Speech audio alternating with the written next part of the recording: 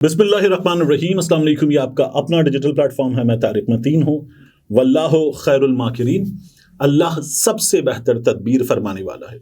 या बा अल्फाज दीगर, अल्लाह की तदबीर तमाम तदाबीर की इमाम है। तो मैंने कहा था आपसे कि जबर की फ़िज़ा में मायूसी बढ़ते हुए इन हालात में ये बहुत ज़रूरी है कि उम्मीद की एक रोशनी, एक दिया उसका कायम रखा जाए, उसे मुसलसल रोशन रखा जाए। इसलिए ये बात मैं आपके सामने करता हूँ। आगे बढ़ें इससे पहले आपसे दरखास्त है कि इस खाकसार को, इस नाचीज़ को अगर आपने सब्सक्राइब नहीं किया तो कर लीजिए, बेल आइकॉन प्रेस कर दीजिए, लाइक कीजिए, कमेंट कीजिए, शेयर कीजिए, और जो आप लाइक नहीं करते वो ज़रूर कमेंट करके बताइए। साथ ही अलग न्यूज़, उसके लिए भी आपसे दरखास्त है कि सब्सक्राइब कीजिए, घंटी का बटन दबाइए, लाइक कीजिए, कमेंट कीजिए। मैं आपसे कहूँगा तेरी मेहरबानी। अब आगे बढ़ें, इस वीडियो के मौज़ूआत की बात करें। जो सुप्रीम कोर्ट ऑफ पाकिस्तान के चीफ जस्टिस, उनके दफ्तर से उनके हलफ उठाने के बाद चौथे दिन 21 सितंबर की तारीख बताई गई थी। उस दिन एक लेटर जारी होने का मामला था जिस पर बड़ी लेदे हुई, बड़ा शोर मचा और बहुत तनकीद हुई। अब उसके बाद उस मामले में एक नई चीज सामने आई है और सुप्रीम कोर्ट की चीफ जस्टिस और उनकी अहलिया सरीना ईसा साहिबा के साथ क्या हुआ है यह भी हमारे सामने आ रहा है। इन तमाम चीज़ों की बात करें इससे पहले मैं आपके सामने कुछ रखना चाहूँगा। देखिए, अब हमारे यहाँ सवाल उठ रहा है और सवाल अब अदालतों से भी उठ रहा है कि ये किया क्या जा रहा है। पेशावर हाई कोर्ट ने सवाल उठाए इन हालात पे। पेशावर में तो वैसे भी आप देख रहे हैं बार बार वर्कर्स कन्वेंशन होता है, पुलिस नाकाम बनाने की कोशिश करती है, रस्ते रोकती है, लाठियाँ, गोलियाँ, उसके बाद रस्ते बंद करना, सब कुछ होता है और फिर भी लोग पहुँच जाते हैं। तो फिर अगले रोज़ पर्चे हो जाते हैं, लोग गिरफ्तार होते हैं। तो पेशावर हाई कोर्ट के चीफ जस्टिस हैं जस्टिस मोहम्मद इब्राहिम खान। उन्होंने कहा कि खैबर पख्तूनख्वा में 700 से ज़ायद 3 MPO के ऑर्डर्स जारी किए गए हैं। अच्छा, वैसे ये पंजाब में ये ऑर्डर्स 3000 के करीब हो चुके हैं, 3000 के करीब। चीफ जस्टिस साहब कहते हैं कि पेशावर में 147 बार 3 MPO ऑर्डर जारी किया गया। चीफ जस्टिस ने ये सवाल किया कि ऐसे में एक जमात जो है वो कैसे इंतखाबात में ये कहेगी कि उसको लेवल प्लेइंग फील्ड मिल रही है, उसको मौका मिल रहा है। वो कहते हैं 24 अजला के DCs इस कोशिश में हैं कि एक पार्टी के लोगों को गिरफ्तार किया जाए। तो फिर उन्होंने सवाल किया कि क्या ऐसे हालात में शफाफ इलेक्शन मुमकिन है। अब उनको जवाब देते हुए क्या कहा गया कि एक पार्टी बार बार खिलाफ वर्जी कर रही है जिस पर 3 MPO के ऑर्डर्स जारी किए जाते हैं। ये कहा गया वकील इलेक्शन कमीशन की जानिब से। चीफ जस्टिस साहब ने कहा कि ये 3 MPO के ऑर्डर आप जारी क्यों करते हैं, कि ये नक्शे अमन में खतरा हैं, ये आपको क्यों लगता है और किस बुनियाद पर जारी करते हैं। तो उन्होंने कहा कि 3 MPO का बैकग्राउंड 9 मई के वाकयात हैं। एडिशनल अटॉर्नी जनरल ने ये कहा, इलेक्शन कमीशन के वकील भी, एडिशनल अटॉर्नी जनरल भी चीफ जस्टिस के सामने कहते हैं कि 9 मई के वाकयात इसकी वजह है। तो चीफ जस्टिस ने कहा 9 मई के वाकयात हो चुके, वक्त गुजर गया बहुत, अब भी आप रोजाना की बुनियाद पर 3 MPO के ऑर्डर जारी कर रहे हैं और क्या गारंटी है कि बार बार ये 3 MPO ऑर्डर्स जारी करने वाले DCs की सोच तब्दील हो जाएगी। ये चीफ जस्टिस ने सवाल उठाया। पाकिस्तान तहरीक इंसाफ इलेक्शन में जा रही है, बाकी जमातें भी जा रही हैं। अब जब पाकिस्तान तहरीक इंसाफ इन्हीं अफसरान के पास जो इलेक्शन कराने के जिम्मेदार हैं जाएंगे अपने कागजात नामजदगी लेकर, तो क्या होगा? गिरफ्तारियां होंगी। वो लोग MPO के ऑर्डर के तहत गिरफ्तारियों देंगे और उसके बाद गायब होंगे, इलेक्शन लड़ने के लिए दस्तयाब नहीं होंगे। आज ही साकिब विर्क साहब ने, रिपोर्टर इस्लामाबाद से, उन्होंने खबर क्या दी? उन्होंने कहा कि पाकिस्तान तहरीक इंसाफ के लोगों को पैगाम पहुंचा दिया गया है कि PTI का टिकट नहीं लेना। अगर PTI का टिकट लोगे तो फिर उसके नताइज भुगतने के लिए तैयार रहो, और उन उम्मीदवारों को भी और उनके अहले खाना को भी नताइज का सामना करना पड़ेगा। ये पैगाम पाकिस्तान तहरीक इंसाफ वालों को पहुंचा दिया गया। ये खबर हमारे यहाँ बहुत अरसे से लोग दे रहे थे, और मैं कहता हूँ ना आपसे, एक मखसूस जहनियत है उसके तहत ये खबर दी जाती है कि आप खबर दे देते PTI वालों को छोड़ा नहीं जाएगा, PTI वालों को गिरफ्तार किया जाएगा, PTI वाले इलेक्शन के लिए मुहिम नहीं चला सकेंगे। ये खबर दे दें आप, गलत के बारे में सब कुछ बता दें, वोटर्स की भी उम्मीद तोड़ी जाएगी, मजालिम भी होंगे, सब कुछ। और उसके बाद आप ये मत बताएं कि ये गैर आईनी है, ये नहीं हो सकता, ये नहीं किया जा सकता, ये मत बताएं। तो ये काम जो है वो मुसलसल हो रहा है। अब अदालत भी इस पर सवाल उठा रही है कि ये कैसे किया जा सकता है पाकिस्तान तहरीक इंसाफ के लोगों के मामले में।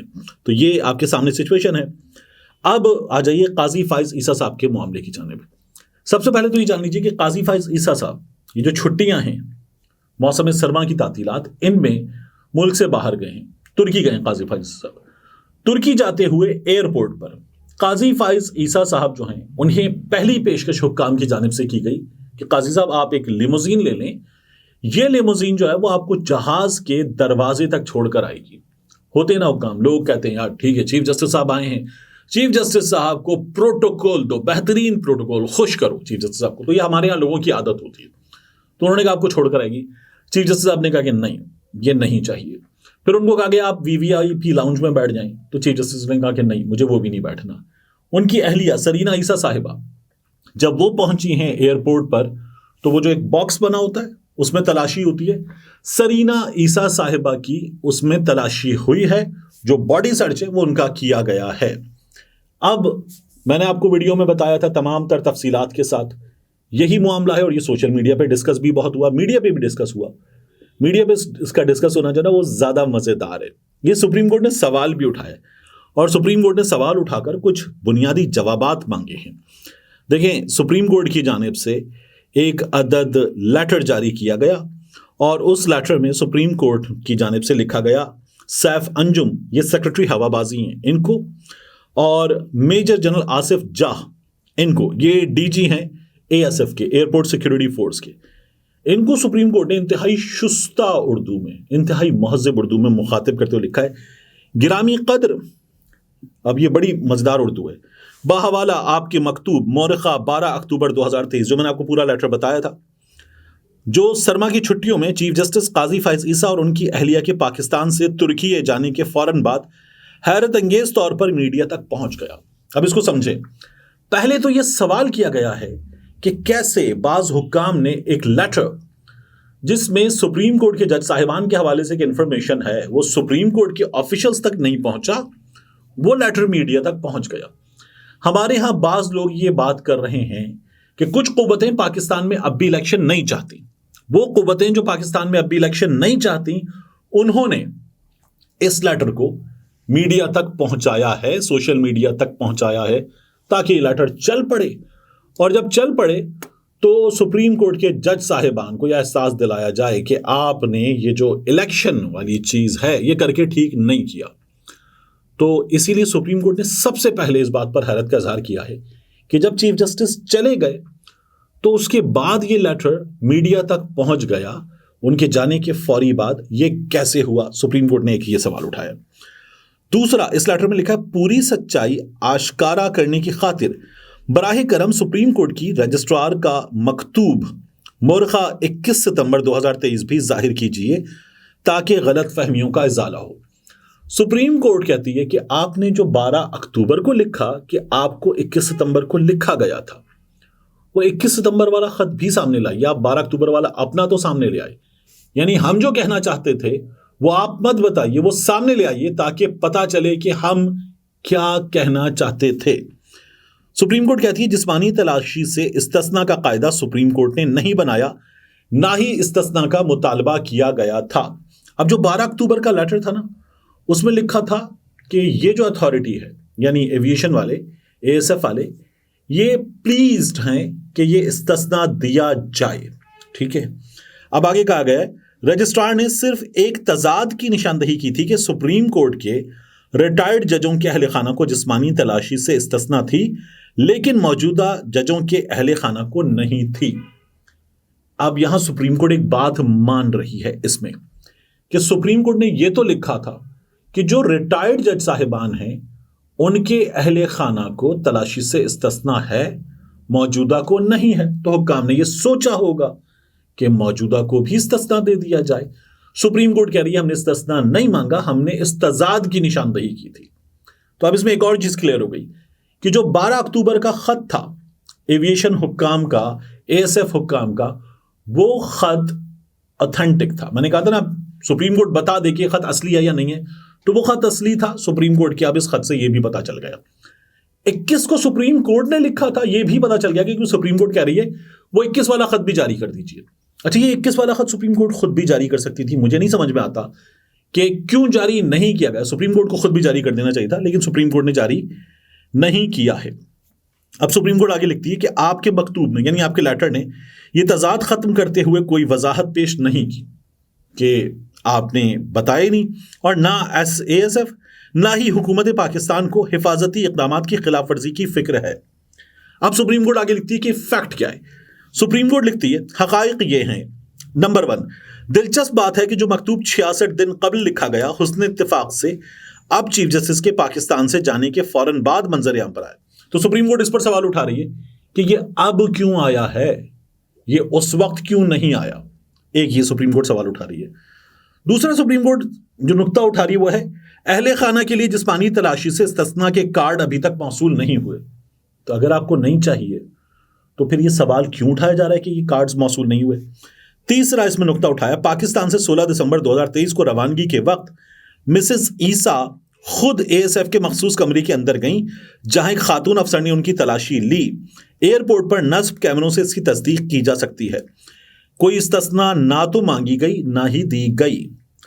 और फिर उसके बाद लिखा है नंबर 4 पे, जस्टिस ईसा को इस्लामाबाद एयरपोर्ट में VIP लाउंज की पेशकश की गई लेकिन उन्होंने इनकार कर दिया। और फिर लिमोजीन वाली बात भी लिखी है कि लिमोजीन जो है वो उनको ऑफर की गई कि आपको जहाज तक छोड़ के आएगी। चीफ जस्टिस ने इससे भी इनकार कर दिया। फिर आगे लिखा हुआ है कि ये शाहिद कंबोयो हैं, अफसर ताल्लुकात आमा सुप्रीम कोर्ट ऑफ पाकिस्तान के, इनकी जानिब से जारी किया गया है। इसकी कॉपी भेज दी गई है कैबिनेट सेक्रेटरी और हुकूमत पाकिस्तान को। सुप्रीम कोर्ट ने एक और चीज भी लिखी है, the airport security cards issued by you exempts from body search the chief justice and judges of supreme court के चीफ जस्टिस को, सुप्रीम कोर्ट के जजेस को इस्तिस्ना है। रिटायर्ड चीफ जस्टिस एंड जजेस of the supreme court and wives of the retired chief justice and जजेस of the supreme court, जो मौजूदा हैं उनके अहले खाना को इस्तिस्ना नहीं है। But surprisingly does not exempt the spouse of the serving chief justice and judges of the supreme court. We look forward to you resolving the anomaly at your earliest convenience. ये सुप्रीम कोर्ट का letter है 21 सितंबर का। जो मैं आपसे कहता ना supreme court जारी कर दे, तो वो सुप्रीम कोर्ट ने जो जारी किया, साकिब बशीर साहब ने इसको सामने ले आए, ये लेटर जारी हुआ है। अब एक और चीज है, जब आपने ये लिखा है तो इससे लोगों ने ये मतलब लिया है कि ये मौजूदा को भी चाहिए इस्तिस्ना। सुप्रीम कोर्ट कहती है हमने तजाद की निशानदही की थी, हमें इस्तिस्ना नहीं चाहिए था। सवाल यह है एक आम पाकिस्तानी का, इंतहाई काबिल एहतराम चीफ जस्टिस साहब से इंतहाई एहतराम के साथ, कि अगर नहीं चाहिए इस्तिस्ना तो फिर इस तजाद की निशानदही क्यों की गई है। आपको चाहिए अगर तो आप तजाद की निशानदही करेंगे, नहीं चाहिए तो नहीं करेंगे, फिर तलाशी होगी, हो जाएगी।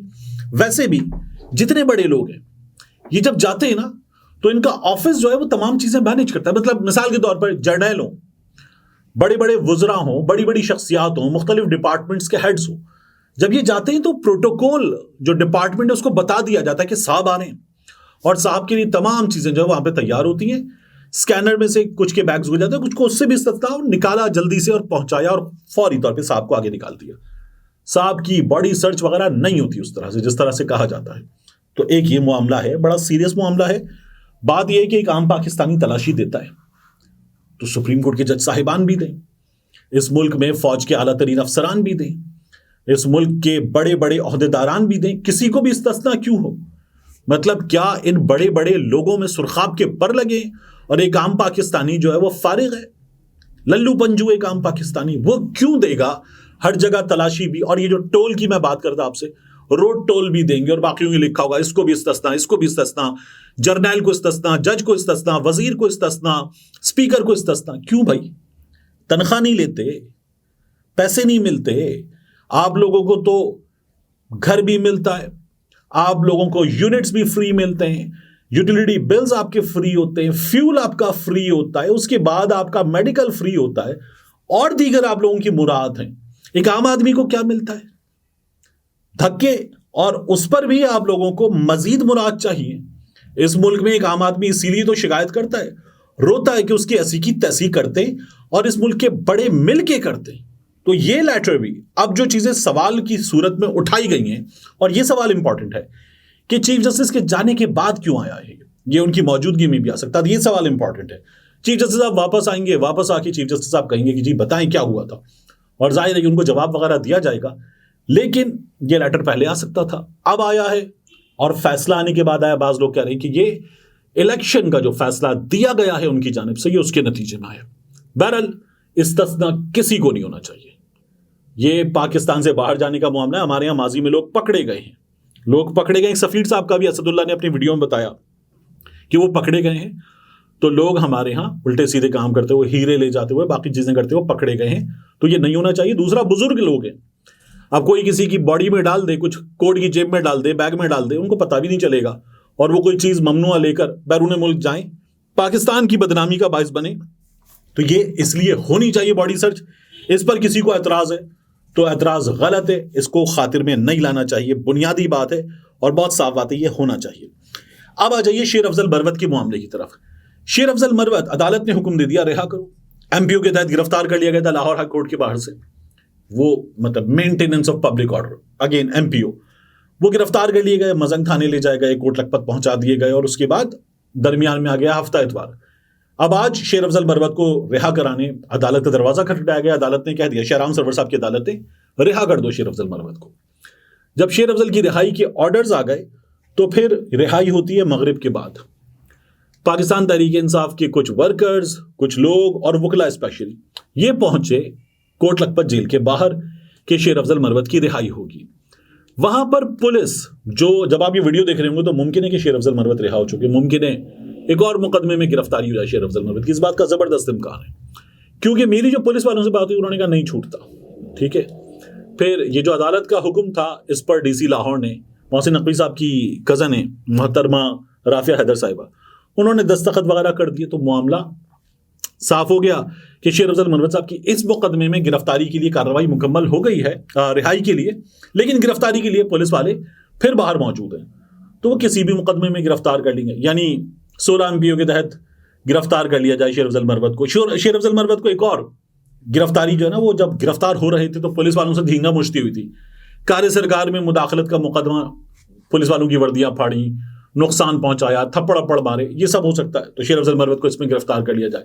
खैबर पख्तूनख्वा में जो तकारीर की हैं, उन तकारीर में रियासती इदारों के खिलाफ बात कर रहे थे, धमकियां दे रहे थे, खराब जबान इस्तेमाल कर रहे थे। शेर अफजल मरवत को इसमें गिरफ्तार किया जा सकता है, हालांकि वो पाक फौज जिंदाबाद के नारे लगवा रहे थे। तो शेर अफजल मरवत को गिरफ्तार करने के लिए ग्राउंड है ना, वो तो अभी मुसलसल बनाए जा रहे हैं, लोग छोड़े ही नहीं जा रहे, लोग महीनों से गिरफ्तारी चालान ही पेश नहीं किया रहा। तो ये हो सकता है और शेर अफजल मरवत रिहा ना हो, इस बात का कवी इम्कान है। और इस बात का इम्कान है कि शेर अफजल मरवत कमोबेश 1 महीना तो मेहमान रहें। मिलते हैं इंशाअल्लाह आपसे अगली वीडियो में।